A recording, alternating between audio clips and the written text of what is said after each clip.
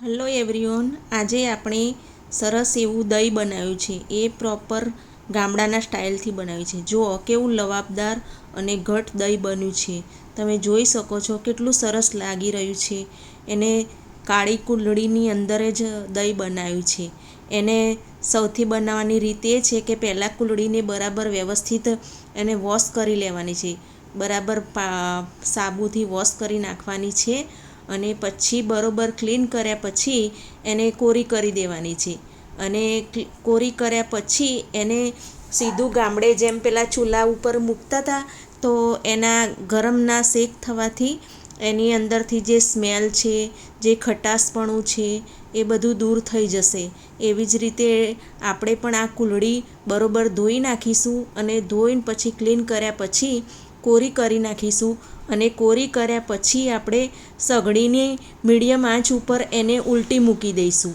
અને ઉલટી મૂકવાથી એની પર અંદર જે ખટાશ હશે એ પણ બધી દૂર થઈ જશે. વત્તા એની કિનારી પર એને બીજા અંદર જે વધારે પડતા બેક્ટેરિયા જૂના હોય એ બધા એનાથી બળી જશે. અને કુંડળીની અંદર એકદમ પ્રોપર ઝીણા ઝીણા છેદ આવેલા હોય છે, એટલે એના કારણે ખટાશ અંદર ભરાઈ જતી હોય છે. તો બીજી વાર આપણે દહીં બનાવીએ તો એ દહીં એની અંદર ખાટું થઈ જાય છે. એટલે જો આવી રીતે આપણે એને ધીમા તેપે શેકવીશું તો એ ખટાશપણું પણ દૂર થઈ જશે. અને એની કિનારીમાં તમે જોઈ શકશો થોડી વાર પછી એની વ્હાઈટ થઈ જશે. એ જૂના બેક્ટેરિયા હોય છે એ બેક્ટેરિયા પણ એ બહાર નીકળી જશે અને નીકળવાથી એકદમ કુંડળી ક્લીન થઈ જશે. અને પછી પ્રોપર એની અંદર દહીં સેટ થવામાં સરસ રીતે સેટ થઈ જાય છે. જો કુંડળીની અંદરથી જે વ્હાઈટ છે ને એ બધું જે ખરાબ બેક્ટેરિયા છે એ બહાર ગરમ શેક થશે એનાથી બહાર નીકળી જશે. એટલે બહાર નીકળી જશે એટલે પછી આપણે ફરીથી એને કુંડળીને ઘસી કાઢીશું અને ફરીથી એને ક્લીન બરોબર કરી દઈશું. એટલે જો તમે જોઈ શકો છો કે કેટલું જૂના બેક્ટેરિયા છે દહીં બનાવ્યું હોય એના એ બધા અંદરથી બહાર નીકળે છે. આપણે પહેલાં બી વોશ તો કરી હતી જ, બરોબરથી ક્લીન કરી હતી, પણ જે રીતે આ શેક ગરમ થવાથી જે ક્લીન થાય છે અંદરથી, એવી તે આપણે ગમે તેટલું વોશ કરીએ, ગમે તેટલું સાફ કરીએ પણ એ બેક્ટેરિયા બહાર નીકળતા નથી અને ખટાશ અંદરની અંદર રહી જાય છે. એટલે આપણે જુઓ એ હવે પછી થોડી વાર ઠંડી થવા દઈશું 5 મિનિટ, અને ઠંડી થયા પછી એને ફરીથી આપણે ઘસી લઈશું. ફરીથી આપણે એને ક્લીન કરી દઈશું. એટલે ક્લીન કરવાથી એકદમ ચોખ્ખી વ્યવસ્થિત થઈ જશે અને પછી એનાથી દહીં પણ વ્યવસ્થિત એકદમ સરસ ઘટ બનશે. આપણે પ્રોપર વ્યવસ્થિત રીતે ગામડે પહેલાં ચૂલામાં મૂકીને શેકીને કુંડળીને કરતા હતા. આપણે ગેસ ઉપર મૂકી દીધી હતી અને પછી એના પરથી ફરીથી આપણે ધોઈને એ કરી લીધી છે કે જો હવે અંદરથી પ્રોપર ચોખ્ખી થઈ ગઈ છે કુંડળી અને ક્લીન થઈ ગઈ છે બરાબર. એટલે હવે એમાં આપણે થોડું દહીંનું મોણ નાખીશું. અંદર દહીં નાખી અને ગોળ ફરતે એને લગાડી દઈશું. અને લગાડ્યા પછી વ્યવસ્થિત આપણે જોઈ લઈશું. ફરતી દહીં વ્યવસ્થિત અંદર લગાઈ ગયું છે. એટલે હવે સાઈડમાં 1 લીટર દૂધ લીધેલું છે, એ પણ મલાઈ વગરનું જ નાખવાનું છે. મલાઈ બિલકુલ જવા નથી દેવાની, ખાલી મલાઈ વગરનું જ દૂધ લેવાનું છે. 1 લીટર દૂધ લીધું છે, એમાં 100 ગ્રામ જેટલું જે મલાઈ જેવું છે એ રહેવા દીધું છે અંદર તપેલીમાં. એટલું મલાઈ વગરનું જ દૂધ છે.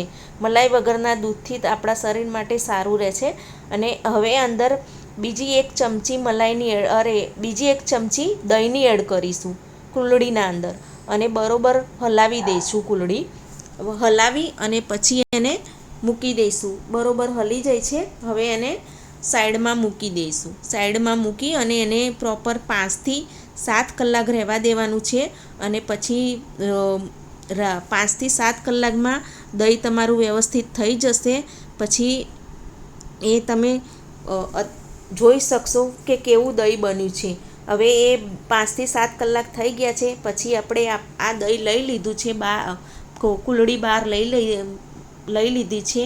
હવે તમે જોઈ શકશો કે અંદર પાછી કેવું એનું દહીં વ્યવસ્થિત સેટ થઈ ગયું છે, જોઈ શકો છો તમે.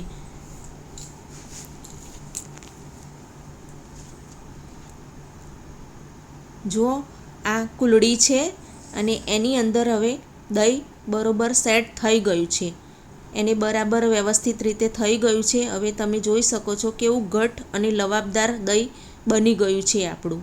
હવે એને આપણે થોડું એના કરથી ચાકુથી કટ કરીશું અને એનું પીસ બહાર કાઢીશું। તો એના હવે એક ચમચાની મદદથી એને બહાર કાઢીશું।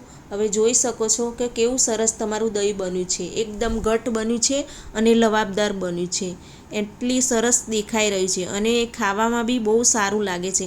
એને બહુ ખટાશ બી નથી હોતી એની અંદર, એકદમ મીઠું લાગે છે અને ખાવાથી બહુ જ સારું રહે છે, આપણે બોડીમાં બી ગરમીમાં બહુ સારું રહે છે અને એના દહીંના બહુ બેનિફિટ સારા છે। તમે જોઈ શકો છો કેવું દહીં બન્યું છે। હવે તમને વિડીયો મારો ગમ્યો હોય તો લાઈક કરજો, શેર કરજો અને સબસ્ક્રાઈબ કરજો।